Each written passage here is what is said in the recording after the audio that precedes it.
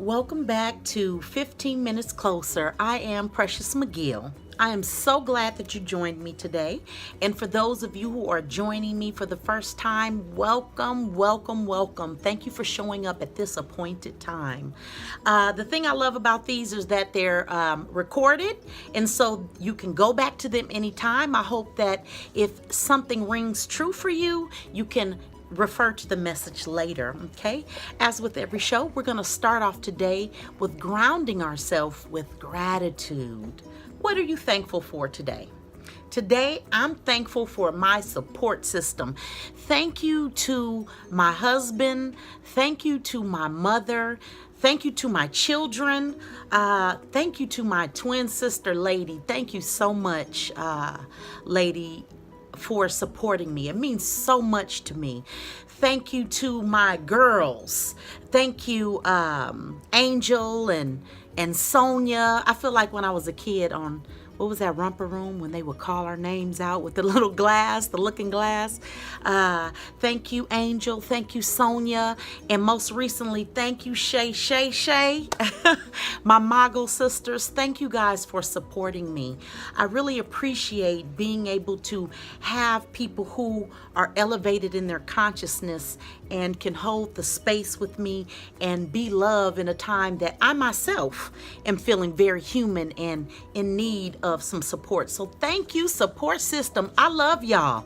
I love y'all from the bottom of my heart to the top of my head, from under my soles. Thank you. In my soul. Thank you.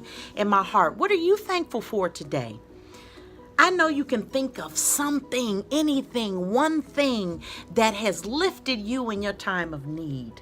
And if you can't, because some of us have that experience, I acknowledge that. If you can't, go more simple. Maybe be thankful that you woke up this morning. Be thankful that your eyes can see, for those of you who can, that you have ears to hear, a heart that pumps still. And for those of you who don't have a heart of your own, but another heart is beating for you, be thankful for that.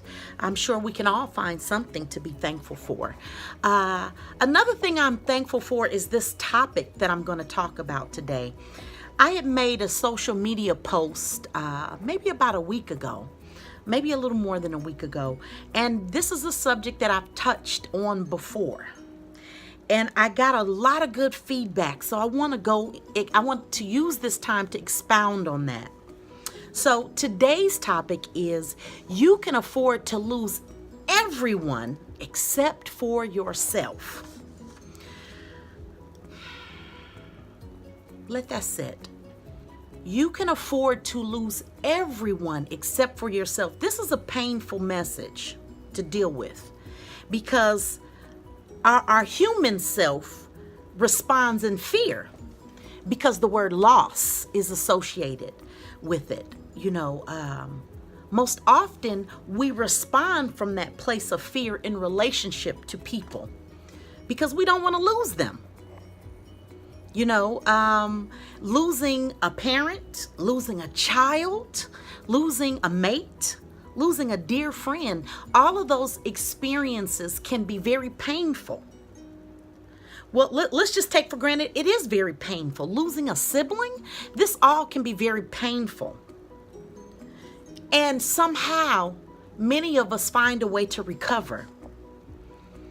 Recovery doesn't mean that, okay, magic, voila, I'm better, I don't feel anything anymore. It doesn't mean that. It means that you learn how to get through the most difficult times of your life. I've lost people that are very dear to me. Lost them in life.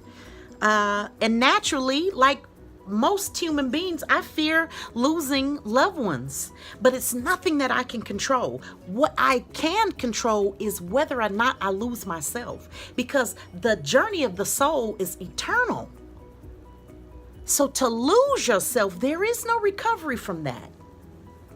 To completely lose yourself. And the more you lose yourself, the more difficult it is to regain yourself. So yes, I used a very dramatic example about losing a loved one because that pain we can readily identify with. But it's not so easy for us to associate the pain of losing ourselves with that same reality. All right? I've been seeing a lot of clients this week who have had throat chakra challenges. What do I mean? They're not using their voice. Their voice is shut down. And primarily the reason their voice is shut down is because they are afraid to interject themselves for fear that how they show up in their environment will result in loss. This is only fear. And Spirit is reminding me that I myself have challenges with this. Because a lot of times as a healer, as a lover of people, and I know a lot of practitioners can relate to this, we withhold what we would like to say to people, how they impact us, because we don't want to hurt people. But what is it about what we have to say? What strikes a nerve with loss? Why is what we have to say less valued than what another person has to say? Let's take a romantic relationship, for example, okay? A lot of times we don't show up honestly. We don't give our voice in the relationship. We're afraid to tell them, listen, I don't like the way you speak to me. Or listen, this thing doesn't work for me. The way you're treating me is hurtful to me. So we withhold it because we're afraid that they're not going to like what we have to say. And as a result, we'll lose them. Let me tell you the truth on today. If you give your voice and you lose a person as a result of that, newsflash, they're already lost to you.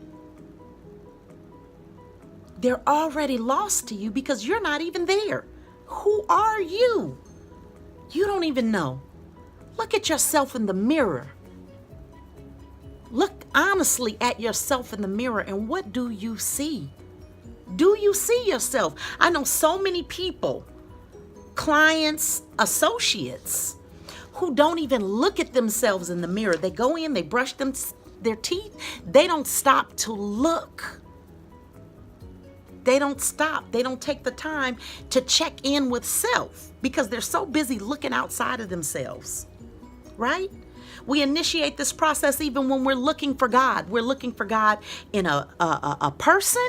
We are looking for God in a thing. We're even looking for God in a book. Now, of course, those roads lead to God, but that's not where you find God. It is only when you begin to investigate yourself, to go deeper, to unveil who you are, to lift the veil, so to speak, that you find God. Because God is at the center of your being. And it is your journey to find that out. Okay, so I want to read something to you. Why even the hairs of your head are all numbered. Fear not, you are more valuable than many sparrows. One of my, and that was Luke 12:7. One of my motivational songs is His Eye is on the Sparrow.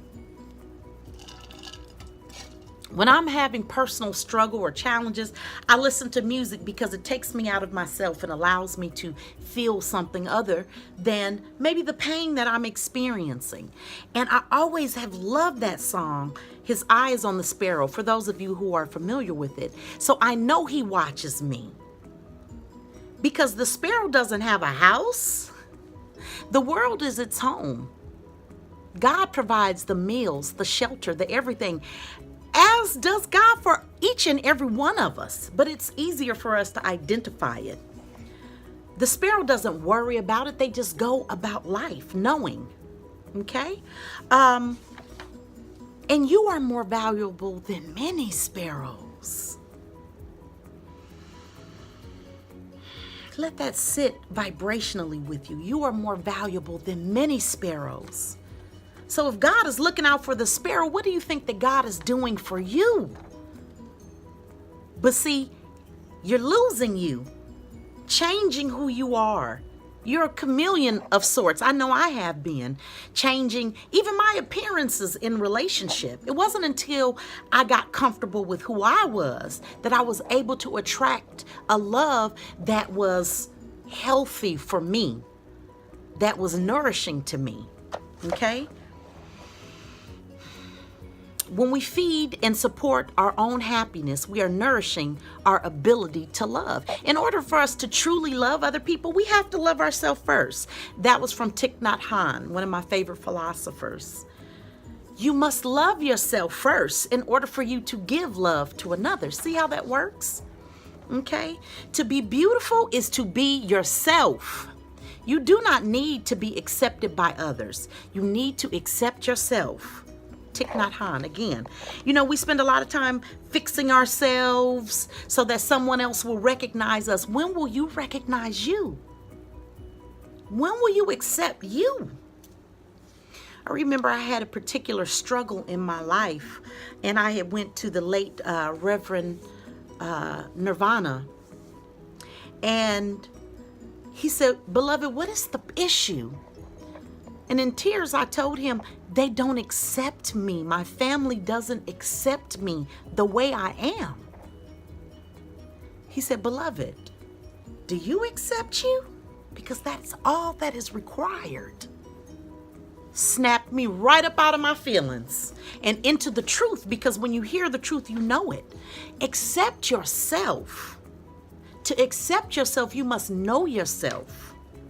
To know yourself, you must be curious about what is on the inside. If you spend the rest of your life allowing someone to assign value to who you are, you will forever be lost. Know that. If you wait for someone else to come along and make you special, you will forever feel unspecial, no matter what someone else tries to do. And undoubtedly, you will attract relationships where you will have to search for how special you are inside of yourself. This is the truth. And the truth does not require your belief, but you will see evidence of it in your life.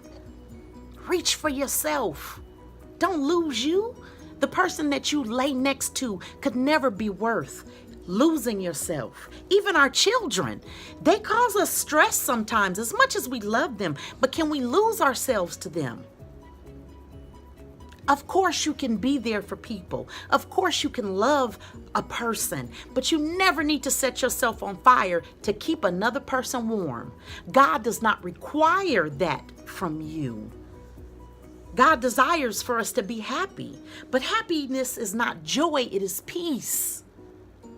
So when you seek to make yourself happy and you're looking to experience joy, you're going down the wrong path. Joy is great. Joy is good. But happiness is peace. Peace is on the inside. You cannot hold another person accountable for your happiness. It is through relationship with yourself that you find the ultimate peace. So on today, make a commitment to yourself to never break up with you, to never lose you, to be curious about who you are as you unfold in this beautiful thing called life, where there are no guarantees.